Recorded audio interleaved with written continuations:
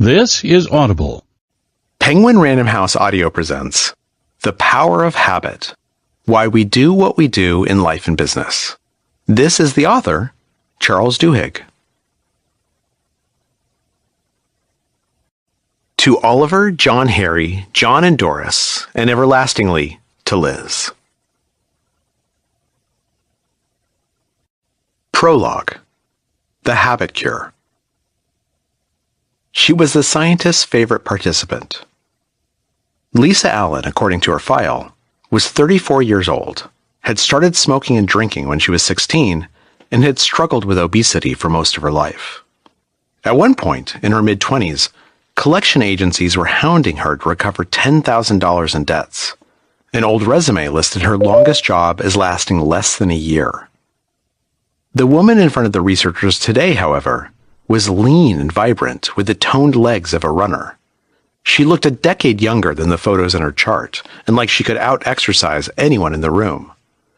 According to the most recent report in her file, Lisa had no outstanding debts, didn't drink, and was in her 39th month at a graphic design firm. "How long since your last cigarette?" one of the physicians asked, starting down the list of questions Lisa answered every time she came to this laboratory outside Bethesda, Maryland. "Almost 4 years," she said, "and I've lost 60 pounds and run a marathon since then." She'd also started a master's degree and bought a home. It had been an eventful stretch. The scientists in the room included neurologists, psychologists, geneticists, and a sociologist. For the past 3 years, with funding from the National Institutes of Health, they had poked and prodded Lisa and more than 24 other former smokers, chronic overeaters, problem drinkers, obsessive shoppers, and people with other destructive habits. All of the participants had one thing in common. They had remade their lives in relatively short periods of time. The researchers wanted to understand how.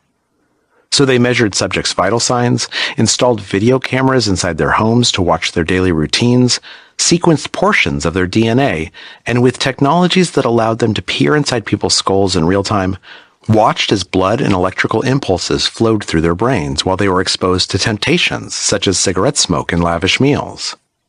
The researchers' goal was to figure out how habits work on a neurological level and what it took to make them change. "I know you've told this story a dozen times," the doctor said to Lisa, "but some of my colleagues have only heard it secondhand. Would you mind describing again how you gave up cigarettes?" "Sure," Lisa said. "It started in Cairo. The vacation had been something of a rash decision," she explained. A few months earlier, her husband had come home from work and announced that he was leaving her because he was in love with another woman. It took Lisa a while to process the betrayal and absorb the fact that she was actually getting a divorce. There was a period of mourning, then a period of obsessively spying on him, following his new girlfriend around town, calling her after midnight and hanging up. Then there was the evening Lisa showed up at the girlfriend's house, drunk, pounding on her door and screaming that she was going to burn the condo down. "It wasn't a great time for me," Lisa said. "And I'd always wanted to see the pyramids, and my credit cards weren't maxed out yet, so..." On her first morning in Cairo, Lisa woke at dawn to the sound of the call to prayer from a nearby mosque. It was pitch black inside her hotel room. Half blind and jet-lagged, she reached for a cigarette. She was so disoriented that she didn't realize, until she smelled burning plastic, that she was trying to light a pen, not a cigarette. She had spent the past 4 months crying, binge-eating, unable to sleep, and feeling ashamed, helpless, depressed, and angry all at once. Lying in bed, she broke down. "It was like this wave of sadness," she said. "I felt like everything I had ever wanted had crumbled. I couldn't even smoke right." And then I started thinking about my ex-husband and how hard it would be to find another job when I got back, and how much I was going to hate it and how unhealthy I felt all the time. I got up and I knocked over a water jug and it shattered on the floor, and I started crying even harder. I felt desperate, like I had to change something, at least one thing I could control. She showered and left the hotel.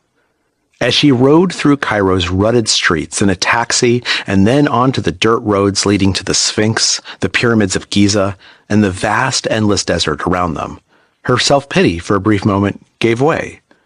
She needed a goal in her life, she thought.